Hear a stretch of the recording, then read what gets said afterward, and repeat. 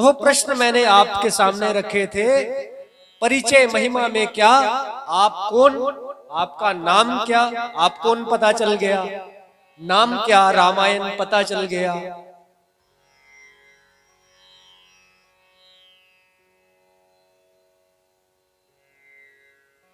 कहां से आई, शंकर जी से प्राकट्य हुआ, पता चल गया। अब क्यों सुने, सबसे बड़ा प्रश्न। आज दुनिया का सबसे बड़ा प्रश्न है, हमारी कोई सुनता नहीं। माँ को बच्चों से शिकायत है, बच्चे हमारी सुनते नहीं। बच्चे कहते हैं माता पिता हमारी सुनते नहीं। बूढ़े बुजुर्ग कहते हैं ये सब हमारी सुनते नहीं। पत्नी कहती पति नहीं सुनता, पति कहता पति नहीं सुनता। तो ये प्रश्न उठना स्वाभाविक है। आजकल बच्चे पढ़ लिख ज्यादा गए, साइंस वगैरह ज्यादा पढ़ ली, उसके ऊपर भी किसी दिन विस्तार से आऊंगा, विज्ञान के ऊपर भी। तो पढ़ने लिखने के बाद वो पढ़े लिखे अनपढ़ बन गए, नास्तिक बन गए। इसलिए आज बच्चों के मन में है, यदि माँ या पिता कहे बेटा कोई 4 चौपाइयां ही पढ़ ले, तो वो कहते क्या फायदा, क्यों पढ़ूं। तो रामायण क्यों पढ़नी है, रामायण रामचरितमानस श्रवण क्यों करनी है। क्योंकि चाहे दुनिया के सारे अन्य अन्य भिन्न भिन्न मजहब पंथ को मानने वाले लोग राम जी को भगवान ना माने, लेकिन राम जैसा तो हो जाए। एक पिता कैसा होना चाहिए वह सीखे, एक पुत्र कैसा होना चाहिए वह सीखे, माँ कैसी होनी चाहिए वह सीखे, नारी को मर्यादा में कैसे रहना, नारी का धर्म क्या है वह सीखे। इसलिए मानस अति आवश्यक है। फायदे भी हैं। यदि कोई मानने वाला हो तो महर्षि वाल्मीकि जी ने लिखा है कि भविष्यन्ति सदानंदा पुत्र पौत्र समन्विताः श्रुत्वा रामायण मिदम दीर्घमायुष्य विन्दति। जो दोनों हाथ जोड़ करके और नतमस्तक भाव से रामायण जी को सुनता है, उसके कभी कुल का पतन नहीं होता। इसलिए रामायण सुननी है, पढ़नी है।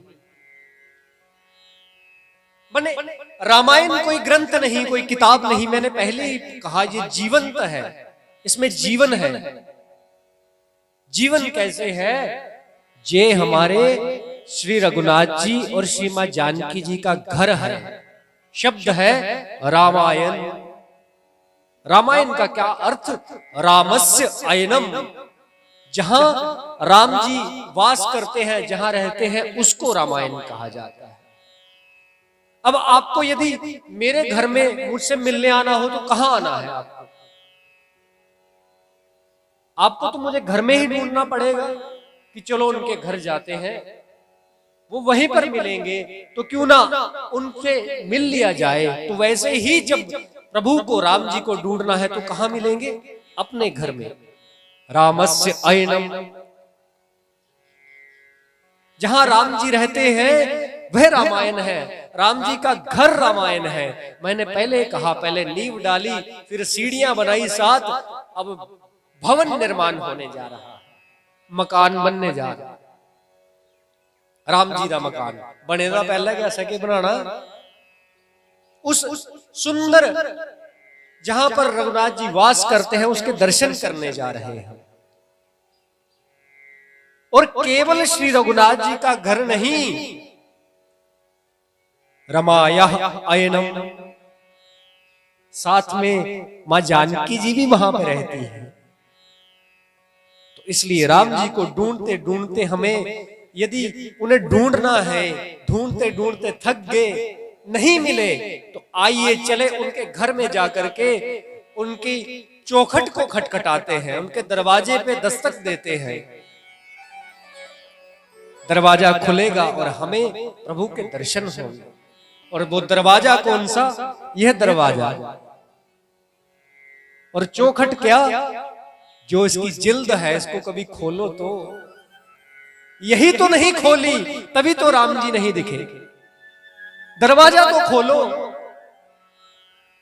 राम जी कुंडी नहीं लगाते, कुंडी हमने लगा रखी है, हम खोल ही नहीं रहे, बाहर से लगा रखी है कि राम जी ना कहीं बाहर आ जाए हमारे पास, इसलिए खोलो।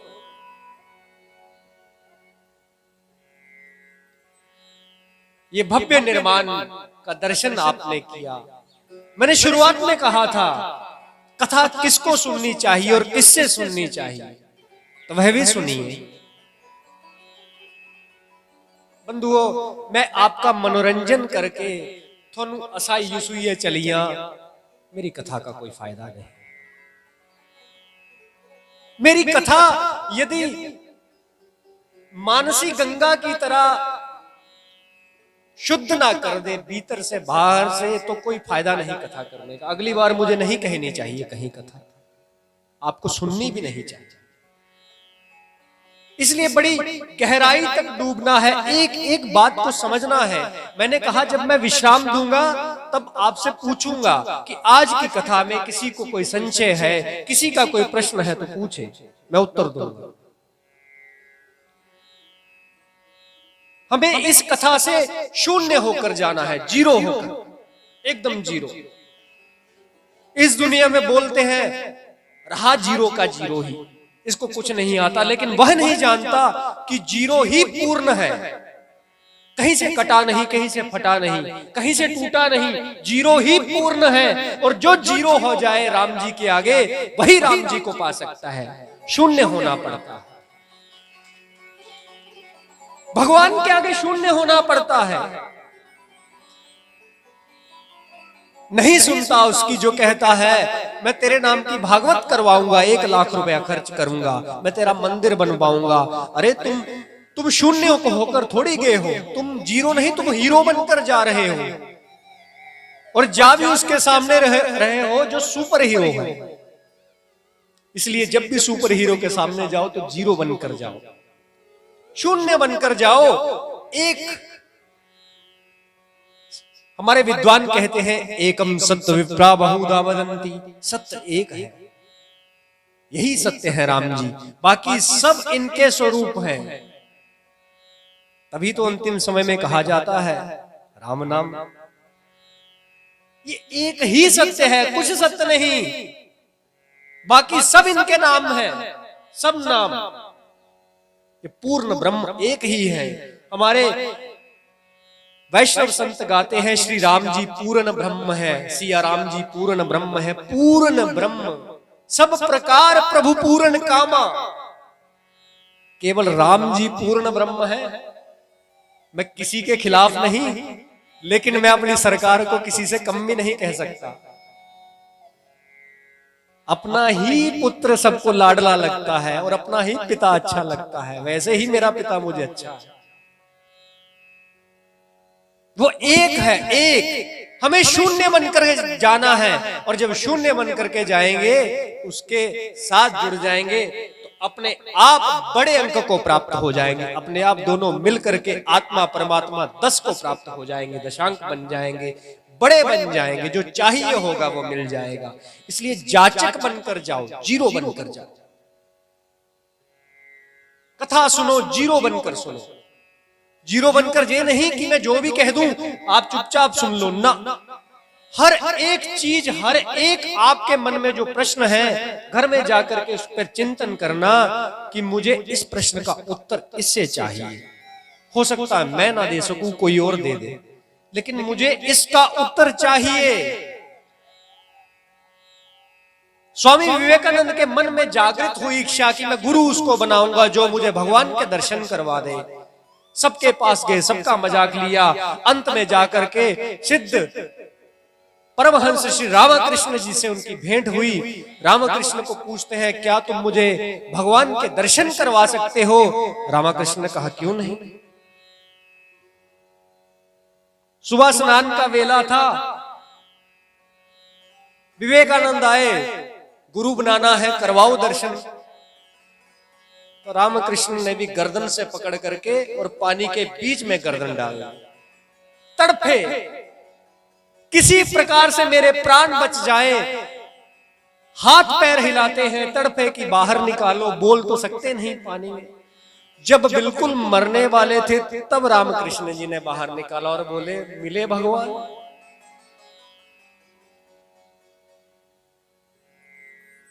बेटा, जिस दिन तेरे अंदर इतनी तड़प पैदा हो जाएगी, जिस प्रकार की तड़प तेरे अंदर जीवित रहने के लिए थी, वैसी तड़प प्राप्त हो जाएगी, पैदा हो जाएगी, उसी दिन तुझे भगवान के दर्शन हो जाएंगे। इसलिए किसी प्रकार का संचय ना रहे, शून्य हो जाए। शून्य पूर्ण है, शून्य में ही सृष्टि समाहित है। जिस ज्योति को हम ब्रह्म स्वरूप कहते हैं वो भी शून्य है, जिस बिंदु को हम निराकार स्वरूप कहते हैं वो भी शून्य है। शून्य हो जाए। गोस्वामी जी ने, हमने हनुमान चालीसा पढ़ा तो 40 अंक का 40 चौपाइयां लिखी। 51 लिखते अच्छी लगती है, 108 लिखते, 21 लिखते, ये 40 का क्या अर्थ है? 40 तो हमारी पूरी की पूरी धार्मिक गणना के अंदर कहीं भी शुभ अक्षर नहीं, लेकिन गोस्वामी जी ने बड़े दिमाग के साथ लिखा। 40 चालीसा, 40 से बना चालीसा, जिसमें 40 चौपाइयां, वह चालीसा। तो गोस्वामी जी का प्रयोजन क्या था? हम जैसे कम बुद्धि वाले, मेरे जैसा कम बुद्धि वाला इसको समझ सके कि 4 दुनिया के सबसे बड़े काम, क्रोध, मोह, संचय और अहंकार, इन चारों को जो शून्य कर ले, जो अपने मन में समाप्त कर ले, उसे श्री गुरु चरण सरोज रज, उसे प्राप्त हो। और गुरु जी के चरणों की रज से वह भगवान को प्राप्त कर सके। गुरु माने माता, गुरु माने पिता, गुरु माने पति, गुरु माने पढ़ाने वाला शिक्षक, गुरु माने धर्माचार्य, गुरु माने यहां विराजने वाले आचार्य जी, गुरु माने कोई भी। दत्तात्रेय भगवान के तो 24 गुरु, जीवन पर्यंत करोड़ों गुरु होते हैं। गुरु ये नहीं कि नाम दीक्षा ले ली तो ये गुरु जी है, यही गुरु जी है, नहीं, सब गुरु, जीवन पर्यंत गुरु। लेकिन सबसे बड़ा गुरु, क्योंकि यहां पे नारी ज्यादा है, तो इसलिए आप ही के हिसाब से आज की कथा रही। नारी के लिए गुरु माने पति, भगवान माने पति। क्यों पति भगवान, क्यों गुरु भगवान, और पति की बात ना मानना क्यों? ये आगे कथा में सारा कुछ आपको सुनने में आएगा, सब विस्तार से। तो कथा किससे सुननी चाहिए, ये अगला प्रश्न है। कौन कथा का? कोई भी कह दे ना। श्रीमद् भागवत जी में लिखा है, कथा कहने का अधिकार किसे? विरक्तो वैष्णवो विप्रो वेद शास्त्र विशुद्धीकृत दृष्टांत कुशलो धीरो वक्ता कार्योति निःस्पृह। शब्द समझना। पहला नंबर, विरक्त होना चाहिए।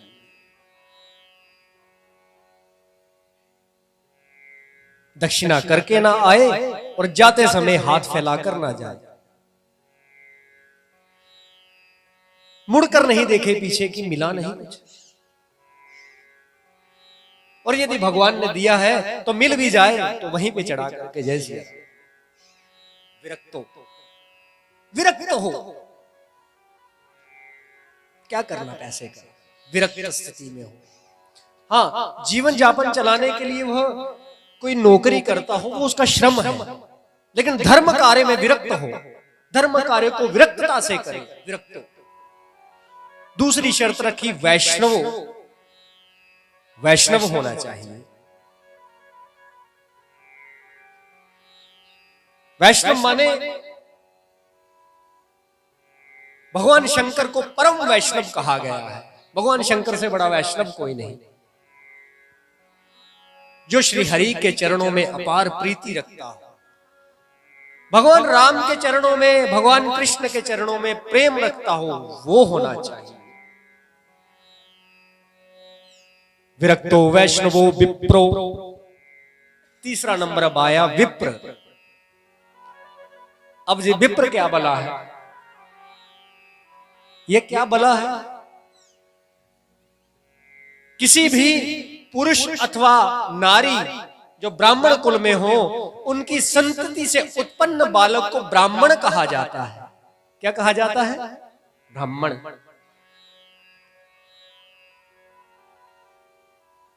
वही ब्राह्मण का जब 7वें वर्ष में यज्ञोपवीत होता है तो उसके कान में गायत्री मंत्र की दीक्षा फूंकी जाती है, धीरे से सुनाया जाता है, और उस समय उसका दूसरा जन्म कहा जाता है कि आज से तुम्हारा दूसरा जन्म हुआ, और तब जाकर के वह ब्राह्मण द्विज कहलाता है।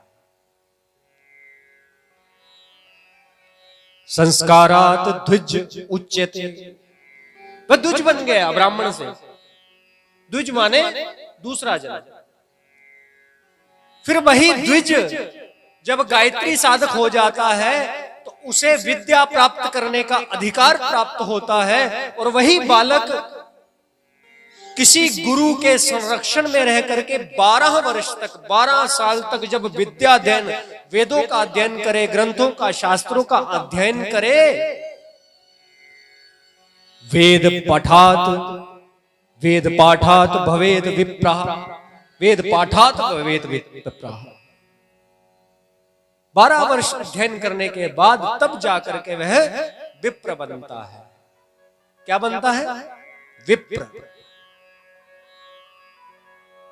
विप्र का अर्थ क्या? विशेषेण प्रपूर्यते मनोरथान स विप्रा।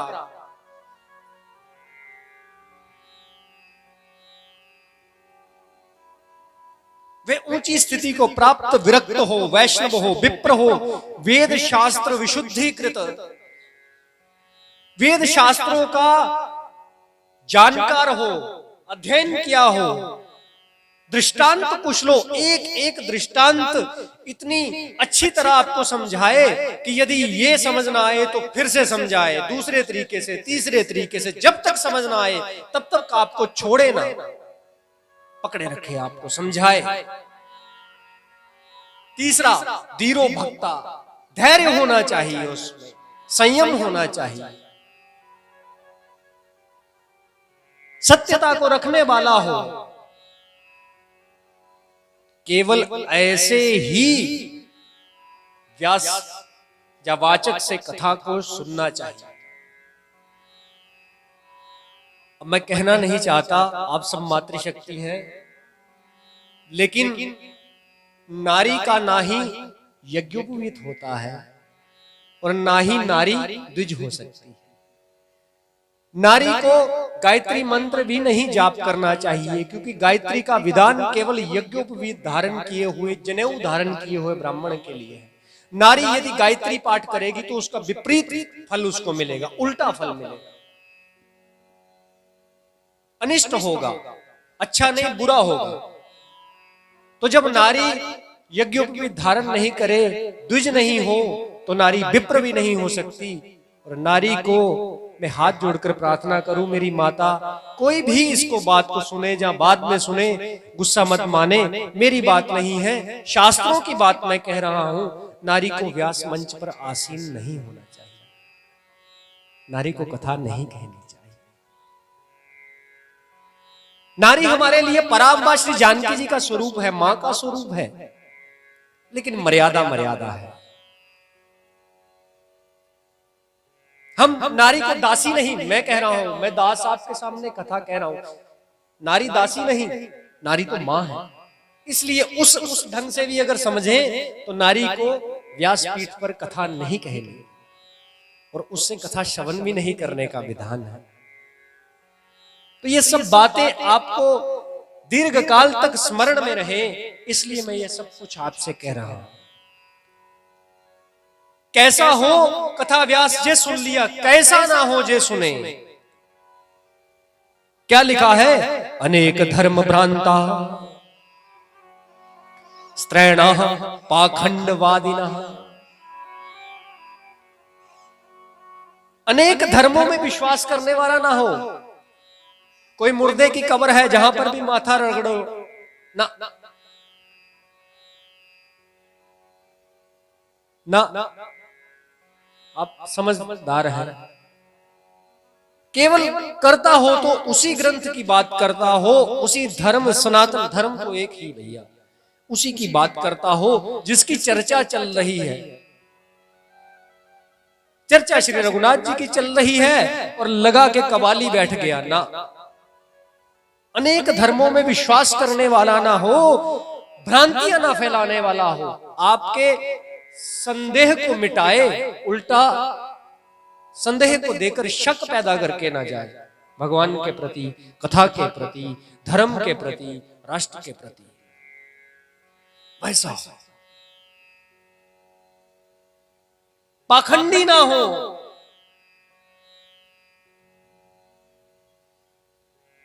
कल शिव पार्वती का विवाह है, आप सब लोग घर से 21-21 हजार रुपया लेकर के आओ, वैसा ना। पाखंडी ना, सच कहने वाला।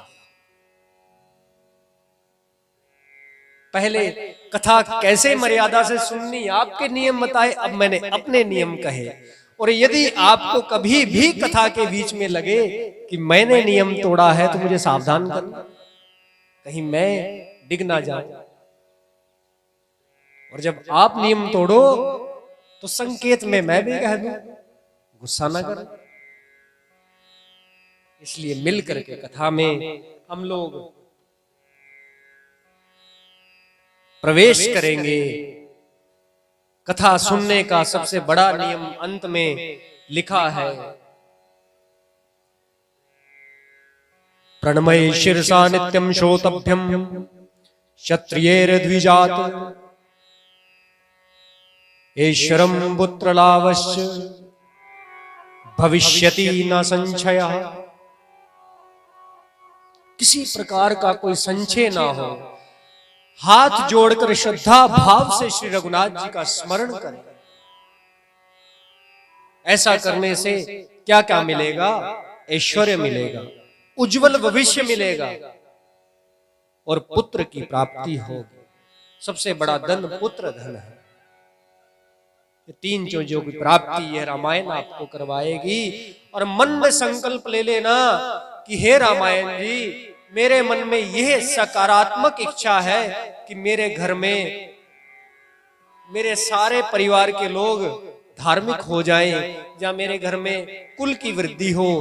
हे रामायण जी, मैं आपका अनुष्ठान करूंगा या करूंगी। मतलब ऐसा अनुष्ठान नहीं, आप घर में बैठ करके स्वयं भी मूल पाठ कर सकते हैं, या आचार्य जी को विधिवत तरीके से हाथ जोड़ करके प्रार्थना करके घर में रामायण जी का पाठ, विवाह पे तो रखवाते ही हैं, वो करवाएं। रामायण जी अवश्य ही उसकी पूर्ति करती है।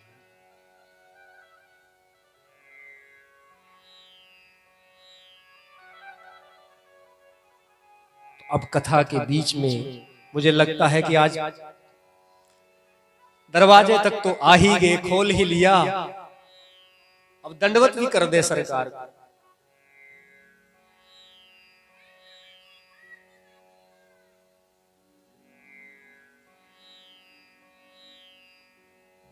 तो कथा की शुरुआत कैसे हुई? प्रयागराज जहां पड़ता है वहां पर भरद्वाज ऋषि जी वास करते।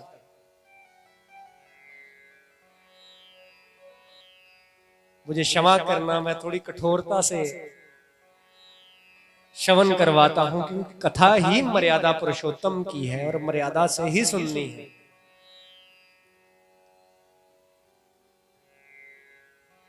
अगर राम कथा में भी मर्यादा लोप हो गई तो शंकर जी की तरह कहीं राम जी को भी कोई और निशाना बता दें कि ये करते थे। इसलिए मुझे बड़ी कठोरता के साथ अपने पिता की बात रखनी पड़ती है। तो भरद्वाज ऋषि जी प्रयाग में वास करते। प्रभु के चरणों में अपार प्रीति। उस समय क्या था, जब सूर्य मकर राशि पर होते हैं, माघ मास में। उस समय श्रद्धालु जन, संत जन प्रयाग में विशेष एक मास के लिए स्नान करने जाते, त्रिवेणी स्नान करते। उस समय तो होटल वगैरह, गेस्ट हाउस नहीं होते थे। भरद्वाज मुनि का आश्रम था वहां पर, वहां के प्रधान संत थे। तो भरद्वाज मुनि के आश्रम में ही सब संत निवास करने लगे, सब संत वहीं पर रुकते। उसी स्थान पर परम तेजस्वी, महाओजस्वी, परम विद्वान गोस्वामी जी की कथा में जिनका बार बार नाम आता है, भगवान के परम स्नेही, भगवान के चरणों में जिनकी अपार प्रीति है, ऐसे संत श्री याज्ञवल्क्य मुनि जी वहां पर पधारे।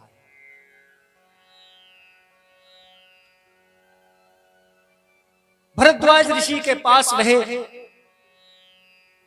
ठहर गए। भरद्वाज ऋषि ने देखा इतने बड़े संत आए हैं, वहां के सबसे बड़े संत हैं, लेकिन जैसे ही याज्ञवल्क्य मुनि को देखा तो दौड़ करके सरकार के चरणों में दंडवत प्रणाम किया, उचित आदर सत्कार किया, आरती की, पुष्प द्वारा स्वागत किया, पुष्प माला भेंट की, आसन दिया। कुछ दिन भरद्वाज मुनि के पास ही याज्ञवल्क्य जी ठहरे। रोज ऐसे सत्संग होता, रोज चर्चा होती। उस समय तो वो था नहीं ढोलक वगैरह, हारमोनियम वगैरह, वैसे ही संत मौज में चर्चा करते।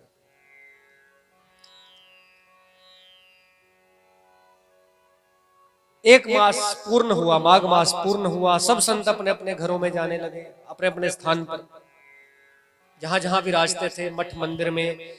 याज्ञवल्क्य जी जैसे ही जाने लगे तो भरद्वाज जी ने पुनः वही काम किया जो तुलसीदास जी ने किया, चरण पकड़ लिए, जोर से पकड़ लिए और बोले, प्रभु भगवान, मेरे मन में एक संदेह है, कृपया उस संदेह का निवारण करके जाओ। एक शक है मेरे मनाज, उस शक को दूर करके जाओ।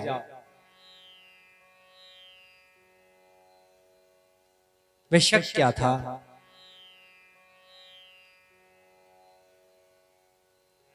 कि संतत जपत शंभु अविनाशी, शिव भगवान ज्ञान गुण राशि, आकर चारी जीव जग अहि, काशी मरत परम पद लहे।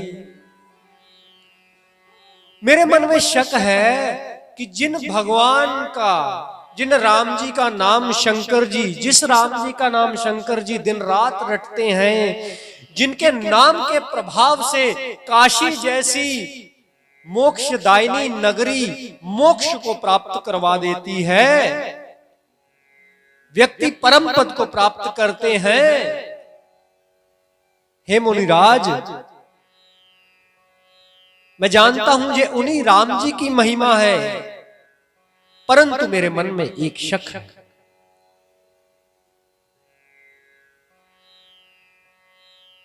सोपी राम महिमा मुनिराया, शिव उपदेशु करत करिदाया, राम कवन प्रभु पूछऊं तो ही, कहे बुझाई कृपा निधि मोही।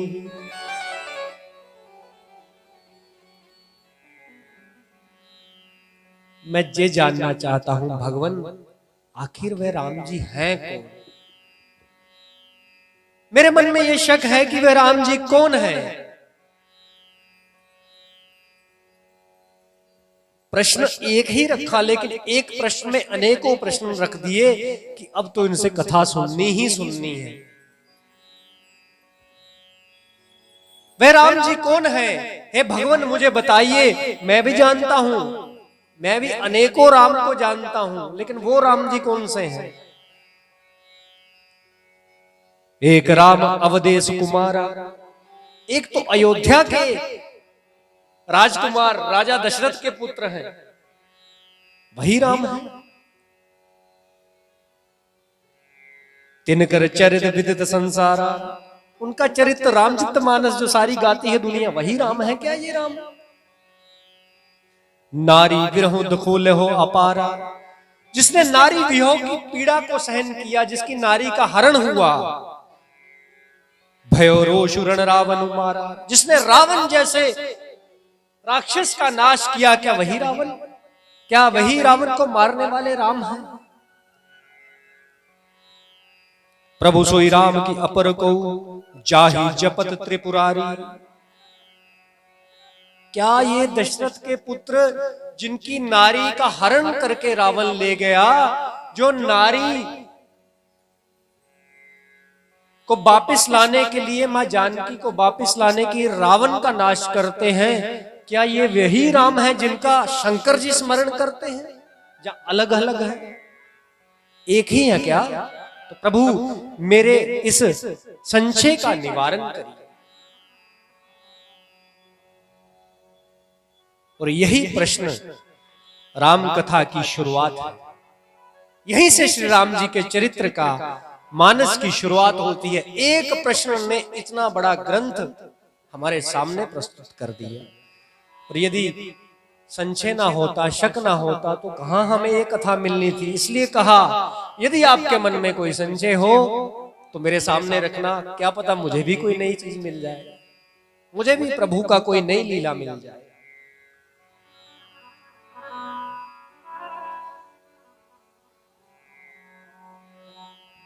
तब भरद्वाज मुनि जी याज्ञवल्क्य जी से प्रार्थना करते और याज्ञवल्क्य जी उनको कथा सुनाते हुए कहते हैं कि जैसे आपको संदेह हुआ, वैसा ही संदेह एक बार शंकर जी की पत्नी सती को हुआ था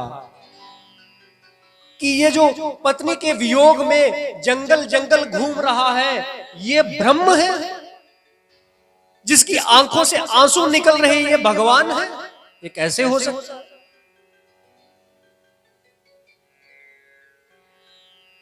सती के मन में संशय, शक पैदा हुआ।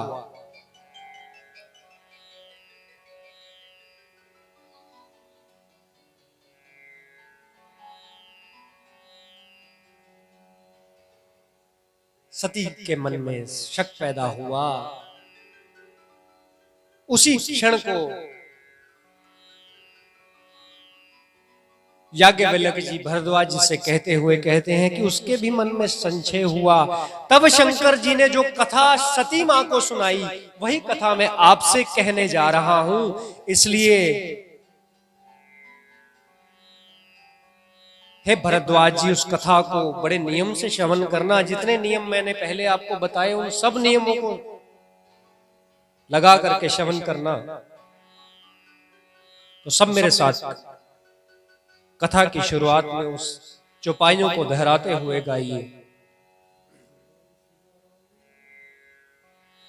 राम सिया राम, जय जय राम सिया राम। राम सिया राम, जय जय राम सिया राम। राम सिया राम, जय जय राम सिया राम। एक बार त्रेता जुग माही, राम सिया राम सिया राम सिया राम। शंभु गए कुंभज ऋषि पाही, राम सिया राम, जय जय राम सिया राम। पूजे ऋषि अखिलेश्वर जाने, राम सिया राम, जय जय राम सिया राम। राम कथा मुनि वर्ज बखानी, राम सिया राम, जय जय राम सिया राम। सुनी महेश परम सुख मानी, राम सिया राम, जय जय राम सिया राम। राम सिया राम, जय जय राम सिया राम। राम सिया राम, जय जय राम सिया राम। तो वही कथा भरद्वाज जी मैं आपसे कहता हूं।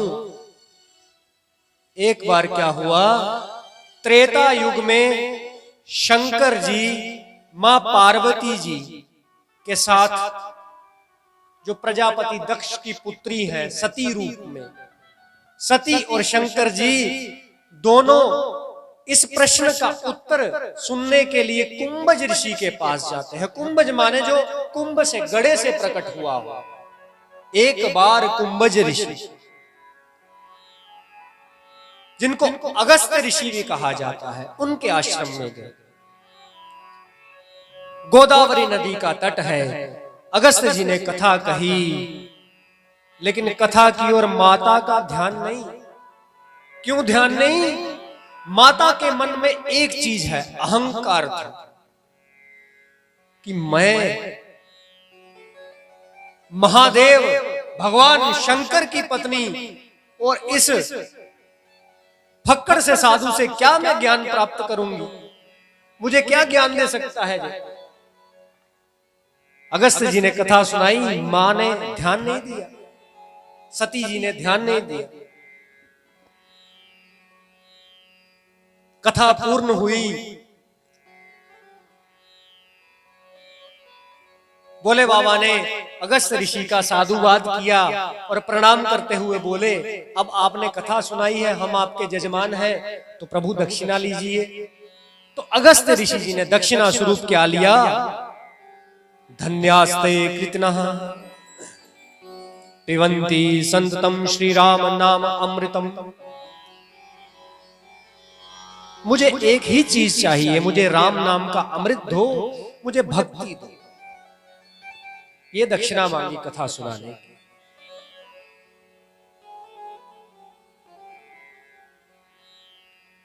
अब कथा सुन करके सती और भोले बाबा जा रहे हैं, शंकर जी जा रहे हैं। जाते जाते क्या हुआ, उस समय त्रेता युग का, किसी कल्प का त्रेता युग चल रहा था। तो भगवान राम जी मां सीता को जंगल में ढूंढ रहे थे, रावण हरण करके ले गया है। बाबा ने कहा, एक तो कथा सुनी, कथा सुनते ही प्रभु के दर्शन हो गए, दूर से ही प्रणाम किया, पास नहीं गए कि मर्यादा पुरुषोत्तम है, इनकी मर्यादित लीला में किसी प्रकार का विघ्न ना पड़े, लोगों को पता ना चले कि यह कौन है, पूर्ण ब्रह्म है। दूर से ही प्रणाम किया। परंतु सती ने देख करके ठाका मारा कि यही है भगवान जिसकी कथा सुनवा रहे थे।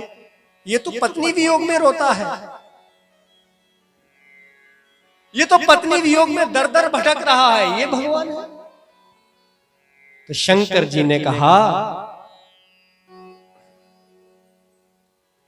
कि यदि आपको सती जी संदेह है तो जाकर के पता कर लो, परीक्षा ले लो, लेकिन सावधान, परीक्षा ऐसे लेना कि मर्यादा ना टूटे। और कथा सुनने या सुनाने वाला मर्यादा तोड़े तो उसके साथ भी वैसा ही होता है जैसा मां सती के साथ होने वाला है। मर्यादा ना टूटे, सावधान सती जी। सती मां ने कहा, ठीक है बाबा। बाबा ने भी कहा कि अब गई हैं तो समय से आएंगी। आंखें बंद कर ली और राम सिया राम जय जय राम का उच्चारण हृदय के अंदर ही कर रहे हैं, मन ही मन प्रभु का उच्चारण कर रहे हैं। मैया प्रभु की परीक्षा लेने चली हैं, उस मायापति की परीक्षा लेने चली हैं जिसकी माया से कोई बच नहीं सकता। सोचा परीक्षा कैसे लूं, तो जिस मां जानकी जी की खोज प्रभु कर रहे हैं उसी सीता जी का रूप बना लिया और जिस ओर प्रभु जी ढूंढते हुए आ रहे थे उसी ओर पैदल पैदल चलने लगे।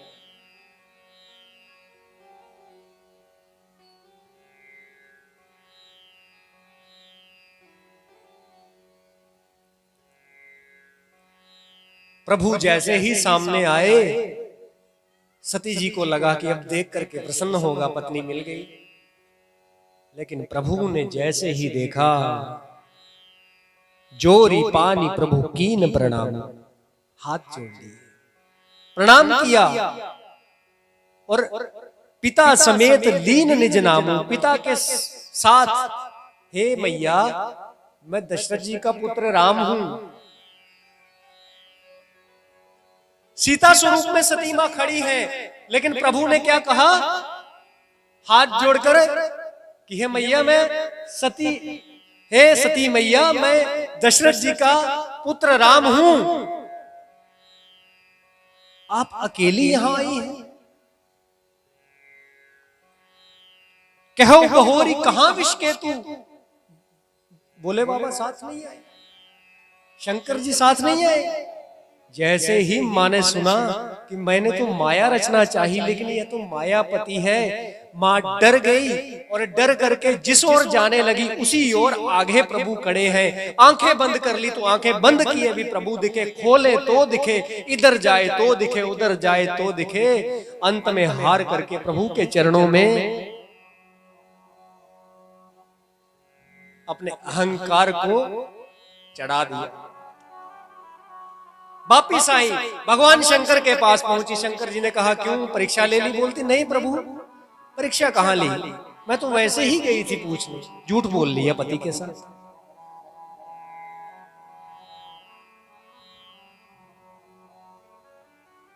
पति के साथ झूठ बोला।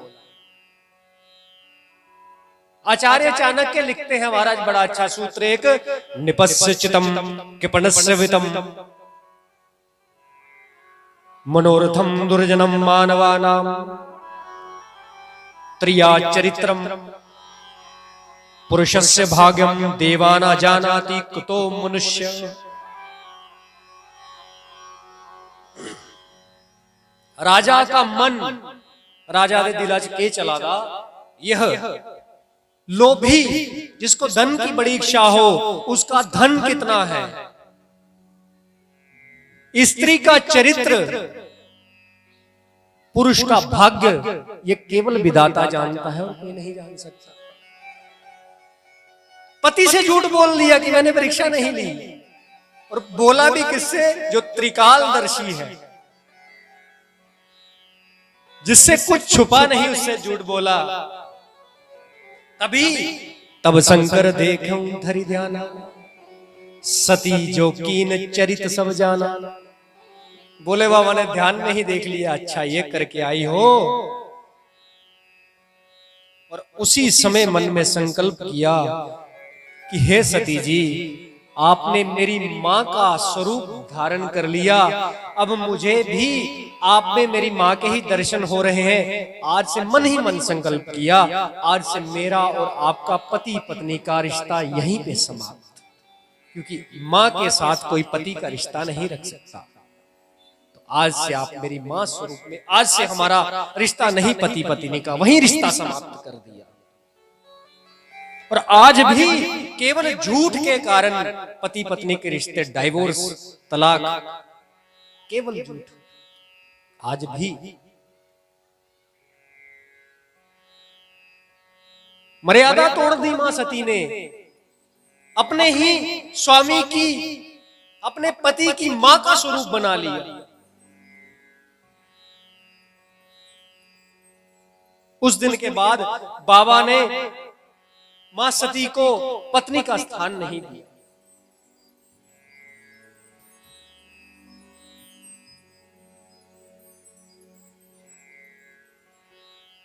जब भी मां सती प्रभु की नाम स्मरण की, उनसे चर्चा सुनना चाहती तो बाबा सामने बैठाते, बाम बाग में नहीं बैठाते।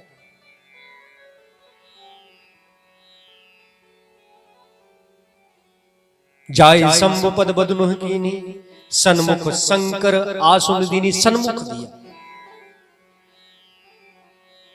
बाम बाग में तुलसी बाबा लिखते कि बिठाया, उनको नहीं लिखा। क्यों? क्योंकि पत्नी पति का रिश्ता ही तोड़ दिया। तुमने मर्यादा तोड़ी, हमने रिश्ता तोड़ दिया। यह होता है जब हम मर्यादा को तोड़े। कथा कही, अनेकों बार कथा कही। एक बार मां सती की दृष्टि आकाश की ओर गई कि बड़े सुंदर सुंदर वाहन जा रहे हैं।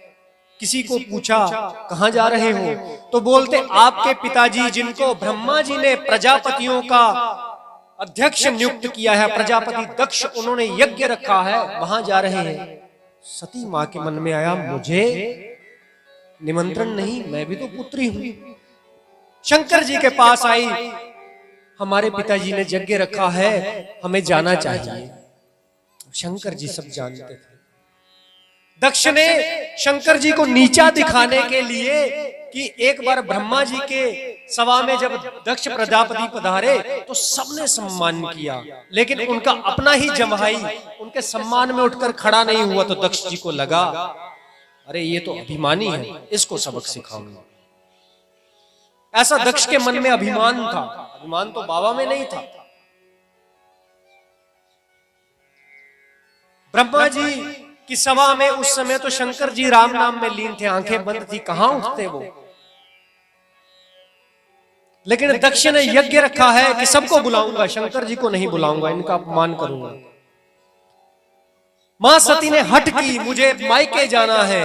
शंकर जी ने कहा मत तोड़ो मर्यादा को, आज से तुम्हारा वहीं जाना होना चाहिए जहां मुझे निमंत्रण हो, चाहे तुम्हारे मायके हो। लेकिन मां सती नहीं मानी, मेरे पिता का घर है, मुझे जाना है। अब बाबा तो जानते थे कि मर्यादा पहले भी तोड़ी, अब भी टूटेगी, तो भगवान तब तक पति पत्नी के संबंध में हम नहीं रह सकते उसकी इच्छा से, प्रभु राम की इच्छा से, जब तक यह वाली देह का त्याग ना करे। इसलिए बाबा सब जानते थे। बाबा ने कहा ठीक है जाओ, और अपने साथ गणों को, अपने उनके मां सती के साथ गणों को भेज दिए। गण गए, मां सती के साथ जाते। मां सती पिता के घर में पहुंची, कोई बुला नहीं रहा, सीधे मुंह बात नहीं कर रहा।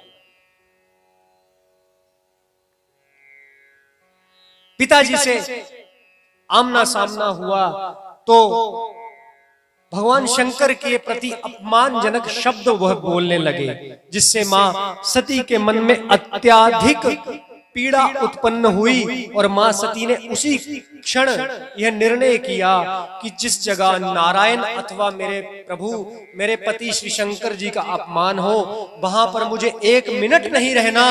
और क्योंकि आप मेरे पति भगवान शंकर के द्रोही हो हे दक्ष जी, और आप ही से मेरे इस शरीर की उत्पत्ति हुई है, आप ही के अंश से मैं उत्पन्न हुई हूं, इसलिए मैं इस देह का भी त्याग कर दूंगी। उसी समय उस वहां पर कुंड में ही मां सती ने योगाग्नि से अपनी देह को भस्मीभूत कर लिया। शंकर जी के जो गण गए थे वह यज्ञ का विध्वंस करने लगे। भगवान श्री परशुराम जी के वंशज, उनके पूर्वज भृगु जी महाराज उस यज्ञ की रक्षा करते हैं। और तभी भगवान शंकर क्रोध से अपनी जटा उखाड़ करके पृथ्वी पर, कैलाश पर मारते हैं, जिससे वीरभद्र की उत्पत्ति होती है। वीरभद्र द्वारा दक्ष का सिर काटा जाता है और बकरे का सिर लगाया जाता है। ये कथा आपने सुनी है, मानस में भी यह कथा है। और बाबा मां सती की देह को लेकर के ब्रह्मांड में रमन करने लगे। सृष्टि का काल चक्र रुक गया। तब नारायण ने अपने सुदर्शन चक्र से, श्रीहरि ने अपने सुदर्शन चक्र से मां को 51 भागों में विभाजित किया, जो आज शक्ति पीठों के रूप में इस भारत में पाए जाते हैं। मां ज्वाला जी जहां पे जिह्वा गिरी, मां नयना देवी जहां पे नयन गिरे, मां चिंतपूर्णी जहां चित्त गिरा, मां कामाख्या जी जहां काम भाग गिरा, वैसे सारे 51 भाग।